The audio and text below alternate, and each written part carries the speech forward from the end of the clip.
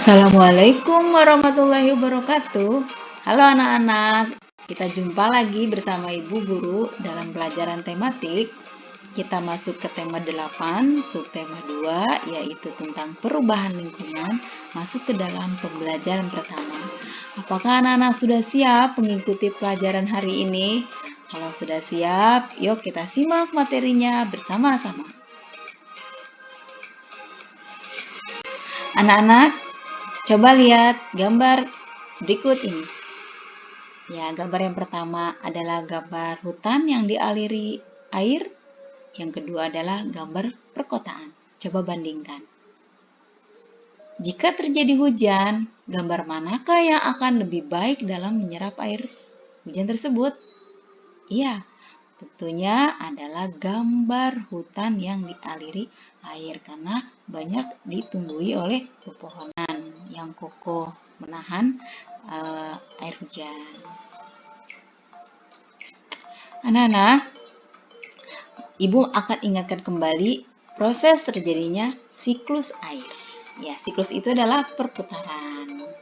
Nah, sinar matahari akan menyinari air yang ada di danau, di laut, ya, di lautan. Nah, proses penguapan ini disebut dengan istilah evaporasi.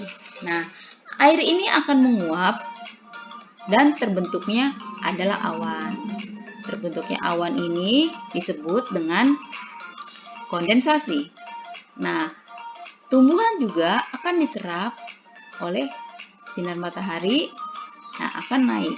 Kalau tumbuhan yang diserap oleh cahaya matahari bukan evaporasi, tapi disebutnya transpirasi.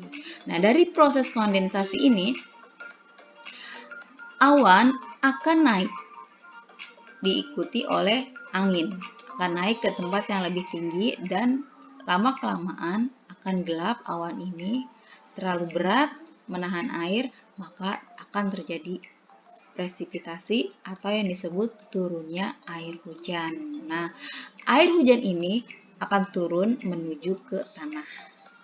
Air yang turun ke tanah akan masuk dan bergerak ke dalam tanah melalui celah-celah dan pori-pori tanah serta batuan. Air yang masuk ke dalam tanah ini kemudian menjadi cadangan air atau sumber air. Sumber air akan selalu ada apabila tersedia daerah resapan air. Daerah resapan air biasanya terdapat di hutan. Air akan lebih mudah meresap jika terdapat banyak tumbuhan. Air yang meresap akan diserap oleh akar tumbuhan tersebut.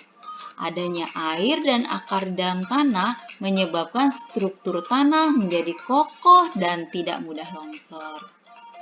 Nah, anak-anak, bagaimana siklus air tanah tadi ya? Yang pertama itu peristiwanya air bergerak meninggalkan tanah ke udara. Kemudian peristiwa yang kedua itu air itu turun lagi ke tanah dalam bentuk air hujan.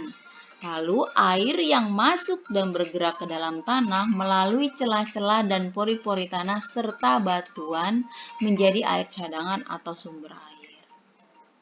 Nah, kalau ada pertanyaan bagaimana proses terjadinya air tanah, anak-anak sudah siap ya jawab ya. Jadi air tanah itu berasal dari air hujan yang turun, sebagian masuk ke dalam tanah melalui celah-celah dan pori-pori tanah serta batuan.